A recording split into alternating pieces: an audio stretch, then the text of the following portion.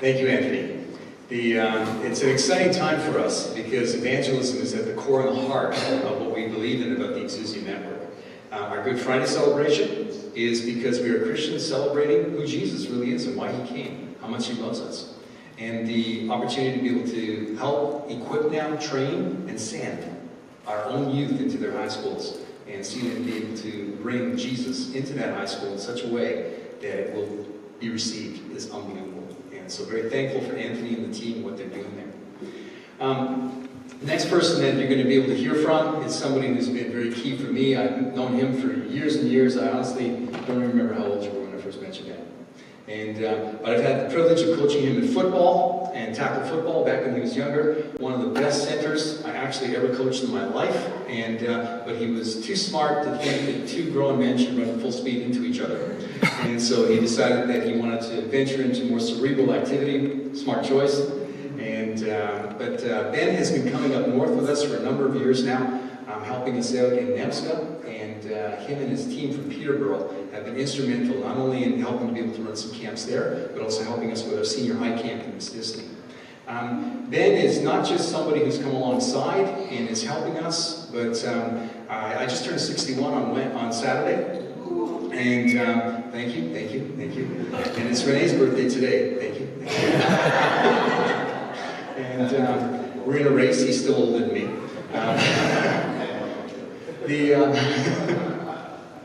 But the one thing that is beautiful about Ben, and I said, I want to be able to affirm this with you this morning. And I said, but Ben, I said, are you indeed the person that the Lord is raising up? I said, who will one day be spearheading these projects that we've got going in Northern Canada with Aboriginal communities. And he looked at me and he said, Paul, he said, I knew well over a year ago when Shoshana and I were praying about this, that's a big part of what you were asking. And so I am so thankful to be able to have him as part of the team. And I'm thankful that he's with us here tonight, came down from Peterborough, and we're going to be able to share with you.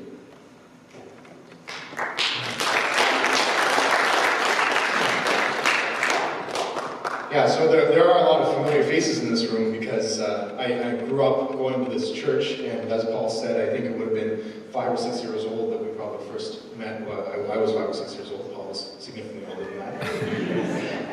And it's interesting, Anthony, hearing you talk about being the troublemaker of the kids, because I was in the opposite category growing up, where my adolescent years were very legalistic, and I spent a lot of them contending with other people, telling them they were wrong about their views on science, or telling them they were wrong about the way that they were living their lives, and looking down on them for the fact that they weren't good Christian boys like me. And I recently had a conversation with Paul after I'd shared some of that in a testimony, and he looked at me and he said, Ben, how on earth did you put up with me as your youth pastor?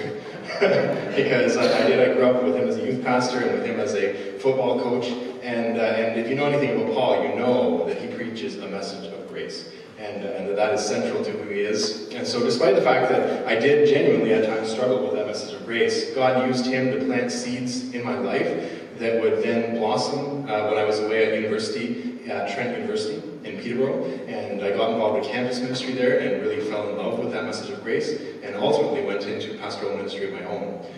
And so since 2010, I've been working with youth and young adults through a local church in the Peterborough area, doing ministry there with the Trent University students and some youth.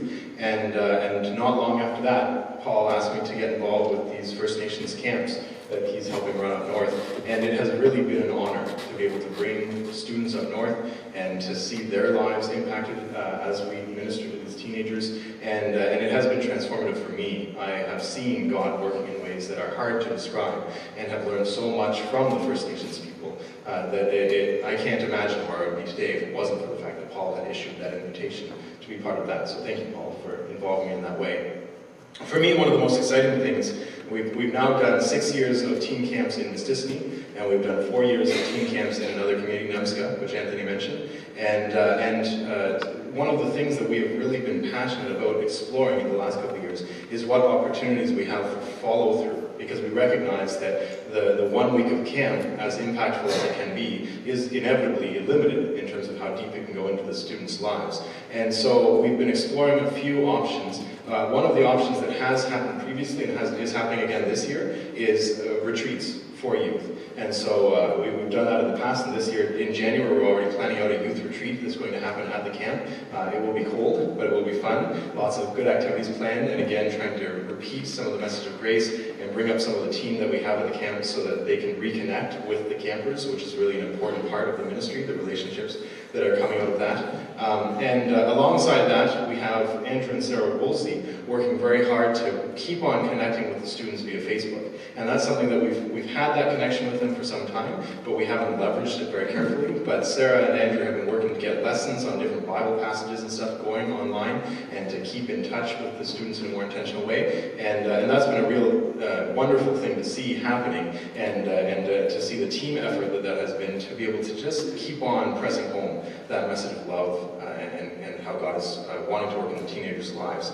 And last, but certainly not least, we have a project that's been a couple years now in waiting that we've been working on. We've been trying to come up with a mentoring program up north, in Miss Disney specifically, that we can invite Cree adults to be involved in the lives of the campers and intentionally come alongside them throughout the ministry year. And we really think this is ultimately going to be the biggest piece of what we do up north, and it's still very much in the planning phase, but our hope is that we would be able to sometime soon come alongside 10 or 12 adults and help raise them up as mentors and help connect them through the camps to these young people so that then they can begin walking alongside them and share their own unique perspective as First Nations people who are also Christians, to be able to speak hope and life and Christ into these young people's lives. So please be praying with us for that, because it's the type of thing that is a big project and hard to see exactly how it's going to work. And we've had a number of little setbacks along the way so far, but we're eager and excited because we can see how God is going to use this when it does come about. So that's something that we're excited about as well.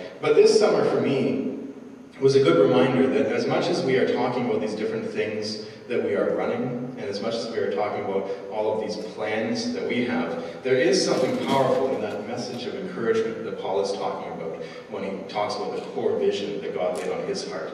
And for me, this year was one that it was driven home extra powerfully. One of the challenges that we face in these communities working with the young people is that there is a fear among them of falling away from their faith. And this is born partly out of the fact that for many of the Christians in the First Nations communities, their faith coming alive came in line with the fact that they got freed from alcoholism and other addictions. And so for many of the adults, it's hard to even see how you can be a Christian and drink. And for the young people, one of the things that we hear from them a lot is we're afraid of becoming Christians because we don't want to backslide. We don't want to fall back into drinking and let Jesus down. And this was something that came up in some of my conversations with some of the teenagers in Nemska this year in particular. We had a group of 3 girls who had come through the years of camp that we had been running, and they clearly had demonstrated a love for Jesus and a love for their peers. And yet, when we talked about this idea of accepting Christ and following Him, they actually were very open with us. We don't want to do that because we're afraid. We're afraid that we're going to fall back. We're afraid that we're going to backslide and we're going to let Jesus down. So we would rather not make that commitment whatsoever.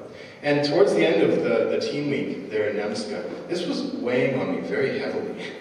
And I thought, God, this is not what it's about. We know that your love is unconditional, and that them following you is not about them being perfect. It's about them receiving your grace and forgiveness and love. And how do I communicate that in a way that's going to break through some of those barriers that they have? And the message that God pressed on me was born out of the parable of the prodigal son. And the image that came to mind was that for many of these teenagers, the image of God that they have is of a man standing there with his arms crossed, looking down on them disappointed.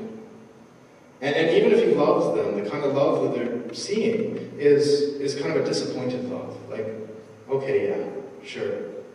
Yeah, I love you, but I wish you weren't that way. I wish you weren't doing this. I wish you weren't feeling this. And contrasting that with the image that's given to us in the parable of the prodigal son, really the fact that God depicts himself in that parable as the father who sees his sinful son coming down the road. And he's so excited to see that son coming back, that he hikes up all of these big skirts that he has and runs down the aisle to him and just envelops him in a hug. And I said, this is how God feels about you. He is not standing up there, arms crossed and disappointed. He's there waiting to run out to you and to receive you back with love and with grace. And you could tell going home, the campers were thinking about this, and especially these 3 girls, you could tell it was heavy on their hearts. And we transitioned communities and started the teen camp in Mississippi. And one of my favorite memories from this year of camp was on day 2 of the second teen camp that we had, one of my leaders came out and said, Ben, have you looked at Facebook today? Well, no, I haven't. And she said, look, they became Christians. And these 3 girls had gone to another church meeting and had heard the gospel preached and had chosen to respond to it. And then this was all driven home in an extra powerful way for me just this past week. Because we've been keeping in touch with these girls, and we've seen them posting on Facebook about the struggles that they've been having, the challenges, but we've also seen how they have kept on remaining faithful and saying we love Jesus and we want others to love Jesus too. And then one of them, really the leader among them, got sick.